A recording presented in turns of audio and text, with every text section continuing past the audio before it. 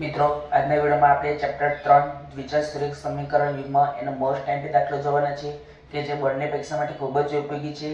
ઉપરાંત standard maths જેને પણ લીધું છે એના માટે પણ મોસ્ટ ટાઈમથી દાખલો છે.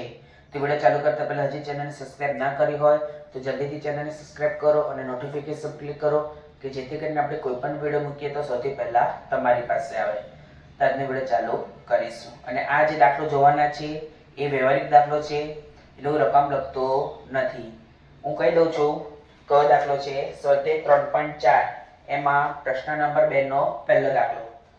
એક અપૂર્ણાંકના અંશમાં 1 ઉમેરતા અને છેદમાંથી 1 બાદ કરતા અપૂર્ણાંક કિંમત અતિસંક્ષિપ્ત રૂપમાં 1 બને છે.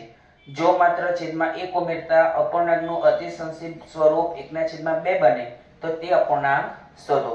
તો લખીશું ધારો કે માગેલ અપૂર્ણાંકનો અંશ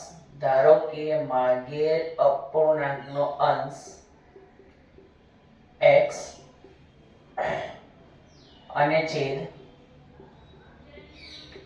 y છે. માટે માગેલ અપૂર્ણાંક બરાબર x ના છેદમાં y. હવે શું કીધું છે કે અપૂર્ણાંકના અંશમાં 1 ઉમેરતા અને છેદમાંથી 1 બાદ કરતા. તો અંશમાં કેટલા ઉમેરવાના છે? 1 અને છેદમાં 1 બાદ કરવાનો છે. તો અંશ x એમાં 1 ઉમેરવાનો છે, છેદ y એમાંથી 1 બાદ કરવાનો છે. બરાબર શું કહે છે? અપૂર્ણાંક કિંમત અતિસંક્ષિપ્ત રૂપમાં 1 બને છે. તો બરાબર 1. તો માટે x 1. આ y - 1 ભાગાકારમાં છે તો કઈ જશે? ગુણાકારમાં. તો 1 ગુણ્યા y તો y, 1 ગુણ્યા 1 તો 1. આ y, આ જે y છે પ્લસમાં છે તો શેમાં જશે? માઈનસમાં. 1 પ્લસમાં છે તો શેમાં જશે? માઈનસમાં. તો x - y બરાબર -2, સમીકરણ નંબર 1. એ જ રીતે શું કીધું છે કે જો માત્ર છેદમાં 1 ઉમેરતા, એટલે અંશને અડપલું કરવાનો નથી, છેદમાં અડપલું કરવાનું છે. અંશ તો x ના x જ રહેવા દેવાના છે. શું કીધું છે કે છેદમાં 1 ઉમેરતા, તો છેદમાં y એમાં 1 ઉમેરવાના છે. તો કેટલું બને છે? 1/2. હવે આપણે શું કરીશું? ક્રોસ ગુણાકાર. તો ક્રોસ ગુણાકાર કરીશું તો માટે 2x બરાબર 1 કૌંસમાં y વત્તા 1. તો માટે 2x બરાબર 1 ગુણ્યા y તો y વત્તા 1. આ y પ્લસમાં છે તો શેમાં જશે? માઈનસમાં. તો 2x - y બરાબર 1, સમીકરણ નંબર 2. હવે આમાં આપણને કીધું નથી પર્ટિક્યુલર કે તમે આ રીતથી દાખલો ગણો. સોરી, કીધું છે લોપની રીતે દાખલો ગણો. એટલે આપણે આમાં આદેશની રીત ના કરાય. કઈ રીત કરાય? ખાલી ને ખાલી લોપની રીત જ કરાય. હા, ક્યારે કરાય? આદેશની રીત ક્યારે કરાય? કે આપણને કીધું ના હોય, પર્ટિક્યુલર આપણને કીધું ના હોય કે તમે આ જ મેથડથી દાખલો ગણો, તો જ આપણે કોઈ પણ રીત કરી શકીએ, કાં તો લોપની કાં તો આદેશની. પણ આ દાખલામાં આપણને પર્ટિક્યુલર કીધું છે કે લોપની રીતે જ દાખલો ગણો, એટલે આપણે કમ્પલસરી લોપની રીત જ કરવી પડે. ચલો, તો હવે સમીકરણ 1 હું શું કરું છું? બાદબાકી કરીશ તો ચિહ્ન બદલાઈ જશે તો -y અને +y ઉડી જશે. તો આપણે લખીશું સમીકરણ 1 અને 2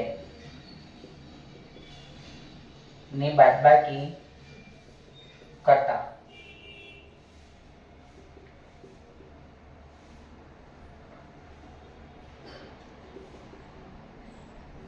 બાદબાકી કરવાની છે, ચિહ્ન બદલવા પડે. જ્યાં પ્લસ હશે ત્યાં શું થઈ જશે? માઈનસ. અને જ્યાં માઈનસ હશે ત્યાં શું થઈ જશે? પ્લસ.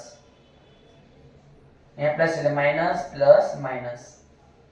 તો x - 2x તો -x, આ તો ઉડી ગયા. -2 - 1 તો -3. બંને બાજુથી માઈનસ માઈનસ નીકળી જાય તો x બરાબર 3. હવે x બરાબર 3 એ તો કોઈ પણ સમીકરણમાં મૂકી શકીએ, કાં તો પહેલા કાં તો બીજા. તો મૂકું છું પહેલા સમીકરણમાં. x બરાબર 3 એ સમીકરણ 1 માં મૂકતા જ્યાં x દેખાતા કેટલા મૂકવાના? 3. એટલે 3 - y બરાબર -2. તો માટે -y બરાબર -2, 3 પ્લસમાં છે તો શેમાં જશે માઇનસમાં, તો -y બરાબર -5, બંને બાજુથી માઇનસ માઇનસ નીકળી જાય તો માટે y બરાબર 5. તો લખીશું આથી માગેલ અપૂર્ણાંક x ના છેદમાં y બરાબર x3 y5. જે પણ વિદ્યાર્થીઓએ સ્ટાન્ડર્ડ મેથ્સ લીધો છે એમના માટે આ દાખલો મોસ્ટ આઈએમપી દાખલો છે. તો આજના વિડીયોમાં આટલું જ. કાલે ફરી નવા વિડીયો સાથે મળીશું.